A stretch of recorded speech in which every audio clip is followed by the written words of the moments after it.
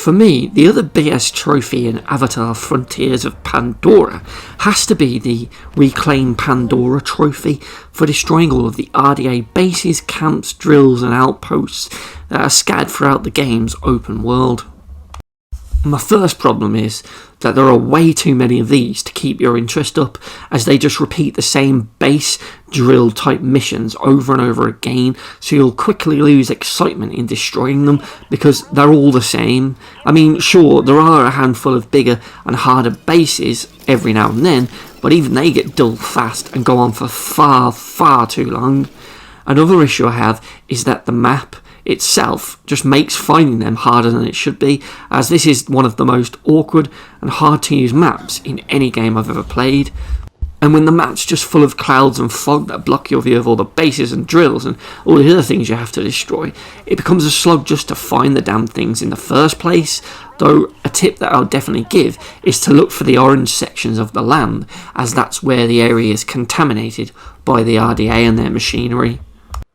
The other problem with this is that most of these missions involve you just simply flicking switches, hacking switches, or sometimes even destroying switches, and if that wasn't enough excitement for you, then the missions usually follow that up by having you then shoot a cooling vent or shoot a furnace vent, or sometimes you need to shoot another weak spot on the machine to blow it up, which basically amounts to you just firing a single arrow at each point to blow up the thing and destroy the base, outpost, drill, or whatever that location has.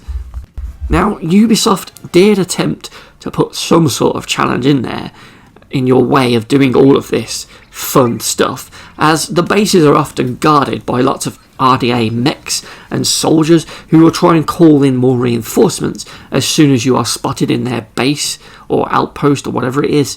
So you'd think then that the best strategy is to just stealth your way in without anyone seeing you as you just destroy all the place, as you get better rewards from these bases once you've destroyed them if you can do it without being seen. Plus, your giant blue Navi character isn't really that strong and can easily find themselves getting overwhelmed when a base full of enemies are shooting at them. So surely stealth is the best way then? Hell no.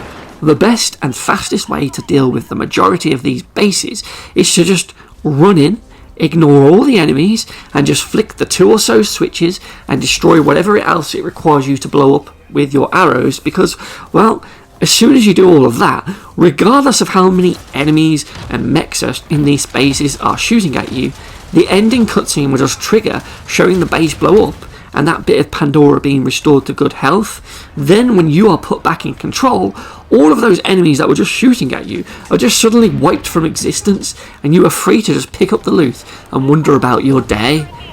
It's honestly just ridiculous. That has to be an oversight, surely.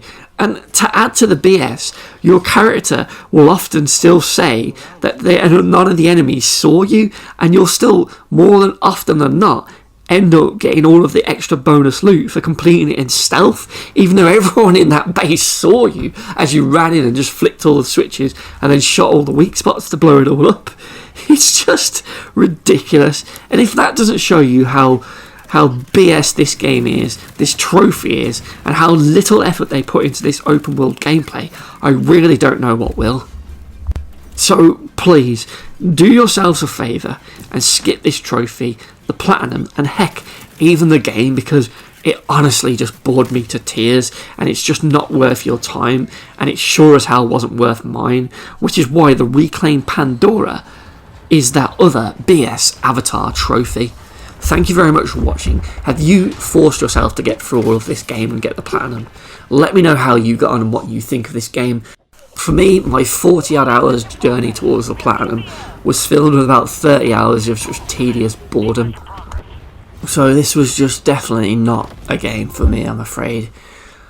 Oh well.